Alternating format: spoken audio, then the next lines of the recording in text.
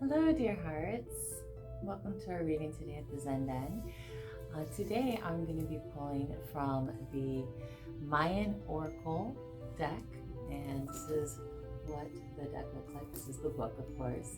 And I pulled this out of storage. I have had this deck for quite some time, but it's been locked away for a long time. So I figured it being the summer solstice, and then the Mayans and the Mayan calendar, I thought it would be a good deck to pull from. It felt like it was calling out of the storage unit as I was like kind of going through a couple things. It was like, pick me, pick me, pick me. So I said, yes, I will pick you. So the back of the cards of this deck looks like this. You can see it has the 4 circles, united in the center. 4, of course, is foundational. It could be the 4 elements, united in spirit. In the center, it looks like the sun, which would make perfect sense. And also a star, the sun star. And the card that I pulled, shadow, which, I thought is very fitting, because we are now moving from the day of the most sunlight into the night side. The shadow side of the year, you might say, where the nights are going to start growing longer and the days are going to start growing shorter. And one thing about this card, when I was kind of reading about it and even just feeling about it, it's allowing the shadow to come up, allowing for purification, for light, so that it gets almost like it gets acknowledged. Because a lot of times, like, we may not look at our shadow side of ourselves, but it needs some kind of acknowledgement and attention or love to be processed and moved through and transformed, or just acknowledged for who and what it is. Even if it's from a neutral state, it's not acted upon. So this is a very fitting card. I'm going to read a little bit about it. I was actually going to say something else, but it slipped my mind. And then of course today we have the sun in Cancer and the moon in Aries. So we're still getting our bearings. I think it's the 1st degree of Cancer. And we're still getting our bearings on kind of our feelings and where we're going with things. And it's like, whoa, getting used to the watery, I feel like oceans around us, kind of like a cetacean in the ocean. But then again, you have that moon in Aries, so it's like, wait, I want to do this, I feel this, I need to go here, and it's conjunct Mars, so it's like all this emotions coming up, and it's like, no, I need to do this, but then you're like in this wateriness, and you're like, oh, at least that's my take. But you can use it for very positive things too. So getting deep into your feelings, and where do you want to put that emotion? How do you want to direct it? And how do you want to process things in a constructive way? So anyhow, on a little tangent now, I'm going to read to you from the book on the shadow card. So I'll put this up. There we go. Okay, shadow.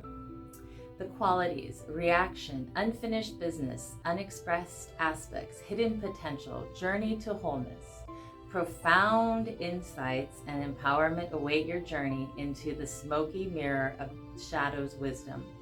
Shadow is simply the unseen faces of the light, your unfinished business, your fears and doubts, the parts of yourself that you normally avoid or hide.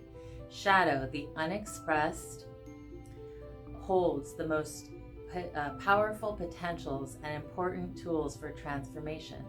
Shadow gifts you with the vision of how your illusions, your beliefs, judgments, images, and limitations are the only things that stand between you and the light. Your shadow will offer you signs for growth in everyday life when you have when you have a charged reaction to any person, place, or situation or issue, this is a clear signal that a shadow aspect is asking to be transformed. Be direct about sharing what you normally withhold. Fully experience and express your emotions. Honor your relationships by your willingness to address shadows with others. Your reward will be deeper intimacy, love, and self-acceptance. Working with shadow is an important part of the journey of self into wholeness. When you personally heal and integrate your own shadow aspects, you also help to heal the larger pattern. Okay.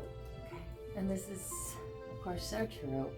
And that one of the parts that really popped out to me was the part where it was talking about when we get triggered or we feel charged about something, and that shadow aspect comes up, and it's like, oh, I didn't realize that was there, or oh, well, maybe I knew that was there, but I thought I had worked through it. I thought I had transformed, that. Okay, I guess it's back. I need to a little bit more transforming and processing and healing and clearing. Okay, and so maybe even sending it love and compassion. It's like, thank you for showing this to me. I love you. I bless you. I release you, and let us be transformed together. And so that's not only it's not only a lesson, it's an integration, and it's part of the foundation of your experience of life. And that shadow aspect empowers you rather than disempowers you. So that was really beautiful, especially going into Cancer, because it's such an emotional water sign, and sometimes the Cancer energy, we don't always know how to approach things. It's kind of like that crowd, oh, should I go here? Should I go there? How exactly am I going to feel? But just really trying to sit with yourself as emotions come up and feel okay, what is the truth in this? Why is this coming up? And just sitting with it for a while and asking your guides, of course, and your guardians of light for assistance to move through it. And to process it, and to bring that wisdom and that integration, so that you can utilize it as a gift. So I hope that helps. As always, take what is relevant to you and disregard the rest. We'll always find the right message for you, and through the right pathway. And I am here in the shop doing readings for the next 3 days. So today, tomorrow, and Friday.